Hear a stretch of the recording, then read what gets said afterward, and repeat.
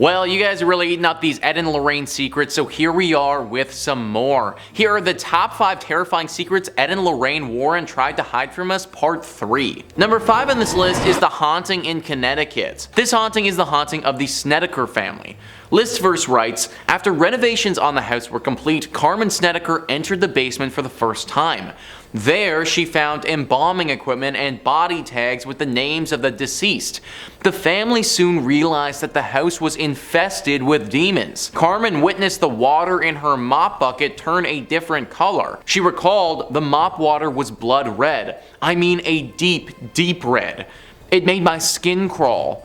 The middle son said the lights were coming on and off and on and off even though there was no bulbs in it. Ed and Lorraine Warren assisted in performing an exorcism on the house, which has brought closure to the family. Since then, no further paranormal activity has occurred.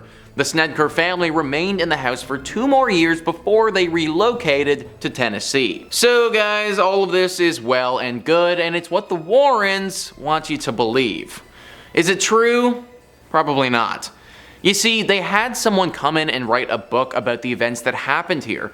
He went in and interviewed the family multiple times, and it turns out that they couldn't keep their story straight at all. They were all over the place, and it felt like nobody actually knew what happened. Then he went to Ed and told Ed that he can't write this story because nobody has any idea what actually went down. And you know what Ed said? Just make it up. That's literally what happened, guys. The story about this place is just made up, and it was probably never even true to begin with. Also, while literal mop buckets were filling up with blood downstairs, the upstairs neighbor was totally fine and just living their life. Seems kinda strange that the demonic possession would differentiate between floors, but I guess that's what the Warrens want you to think. Number 4 on this list is the vampire girl. Now this is one of those cases that, if it's true, doesn't get enough of the limelight. The Warrens have dealt with werewolves before, and we actually looked into the South End werewolf and what it's all about in one of our previous videos. But this vampire case, it never really gets talked about. The Warrens were brought in to deal with an 18-year-old girl who was going down a path of vampirism. This girl was very interested in death and the underworld. She started performing satanic rituals by herself and, as you'd expect, ended up becoming possessed. The possession was clearly vampiric in nature, and the demon was hungry for blood. It's said that she would wait in cemeteries for unsuspecting victims and then attack them right when they got there. It was reported that 16 people were bitten by this girl, and she would actually drink their blood. To my knowledge, nobody was killed, but there were obviously some pretty serious injuries involved. Now what strikes me as odd is why this case hasn't been discussed more. It almost feels a bit like a secret because it's never brought up and largely forgotten about. Yet, when you consider what actually happened and the events that transpired, this is one of the most shocking things they ever did. The fact that we don't bring up this case and talk about it more actually leads me to believe that if there is any truth to be had in the Warrens' exploits, it might be here. Maybe they were actually trying to protect the world from the truth here. The truth that vampires are potentially real. Number 3 on this list is Ed's relatives. This is something that really doesn't get mentioned a lot, but Ed Warren saw demons just like the rest of the people he tried to help. I think the media often portrayed the Warrens as these almost superhuman individuals who were impervious to the will of paranormal entities, but Ed certainly struggled with this growing up and for much of his life. Apparently, Ed would be frequented by the ghosts of long-past family members. These paranormal entities would speak to him and tell him to do things. He was pretty private about what they would say to him, but we know that he did in fact get frequented by them. Who knows what they could have told him to do though, or how long he was seeing these visions. I think the reason that this was kept under wraps for a while was to preserve Ed's image as the person who comes in and saves people from these paranormal entities, rather than potentially somebody who suffers from them as well. Number 2 on this list is Arne Cheyenne Johnson. This is the infamous Devil Made Me Do It case. Arne Cheyenne Johnson killed his landlord in 1981 by stabbing him to death. When he was brought to court though, he claimed that he was not in control of his actions and the devil literally possessed him and made him do it. Now this is pretty serious stuff, so how does Ed and Lorraine Warren fit in? Well, it's been speculated that Ed and Lorraine might have made the entire thing up, which effectively means that they were trying to get a murderer to go free based on a blatant lie lie. Johnson had a brother-in-law whose name was David. David was mentally ill. He needed professional help. The Warrens saw this as an opportunity and decided to try and exploit it. They came in and tried to manipulate the family to say that David was initially possessed with a demon and that Johnson came in,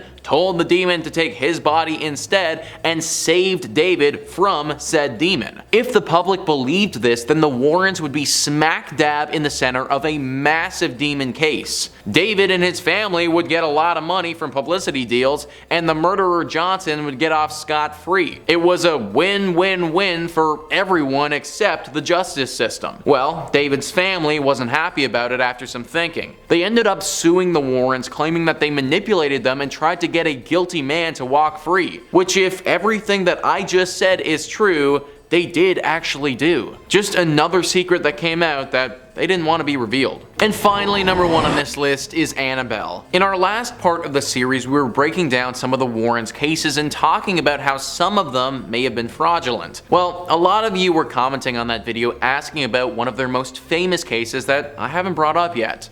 Annabelle. The Annabelle doll is one of the most widely known cases that the Warrens participated in and would probably be on most people's lists when it comes to the creepiest dolls to ever exist. This doll even inspired the creation of a horror franchise of the same name that's had 3 separate installments in it. Pretty good notoriety for an inanimate object. Or maybe inanimate is the wrong word when talking about Annabelle. The legend began back in the 1970s when a young nurse named Donna received the doll as a gift from her mother. The doll took up residence on her sofa and at first was a nice and calming little plush toy that had nothing demonic about it at all. Soon things started getting a little bit weird though. Donna would go to work and find things out of place or doors open that weren't that way when she left. Then her and her roommate started finding notes around the apartment. Tiny little scribbled notes on parchment paper that would read, "Help me." Finally, it all came bubbling up when Lou, Donna's boyfriend, was in her apartment one afternoon by himself. The most common version of the story says that he was napping and then woke up to the doll literally trying to kill him, strangling him until he finally had enough strength to throw it off of him. Apparently he even had several scratch marks on him for a few days, but then they went away after that. This is when Ed and Lorraine entered into the mix. They took the story and absolutely ran with it. Apparently, as they were taking this doll, which they had determined was possessed,